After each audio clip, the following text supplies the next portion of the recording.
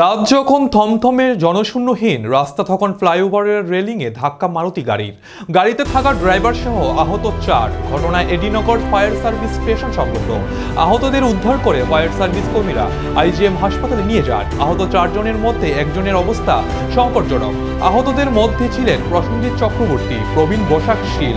দুর্ঘটনাগ্রস্ত গাড়িটিকে আটক করে এডিনগর থানায় নিয়ে গেছে পুলিশ। দুর্ঘটনায় আহতদের উদ্ধার করে হাসপাতালে পৌঁছানোর পর একজন দলকর্মী সুশীল আচার্য সংবাদ মাধ্যমের মুখোমুখি হয়ে জানান, তারা একটি বিকট আওয়াজ শুনে ফায়ার সার্ভিস স্টেশন থেকে বের হয়ে দেখে এই ঘটনা।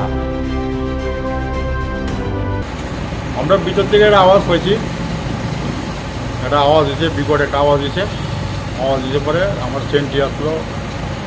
সেই সেন্ট্রি আমরা দুজনেই এখানে আগে দৌড় দিই গিয়া, সেটা দেখলাম যে না, তারা 4 জনেই গাড়ির ভিতরে, 2 জনেও বসে, একজন কিন্তু বাইরে গেছে গা, আর আমরা একজনটাই করছি, 2 জনে বাইরে গেছে গা, আর ড্রাইভার আর একজন আমরা তারা বাইক করেছি। তারপরে আইজিএম নিয়েছিলাম, আমরা নিয়ে সরকার অফিসে দিয়ে 4 জন লোক।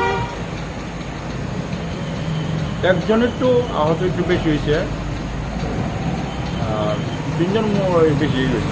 তবে বেশি হয়েছে না, মোটামুটি একজন একটু হয়েছে, রক্ত বাইরেছে নাকের মুখে দিয়ে।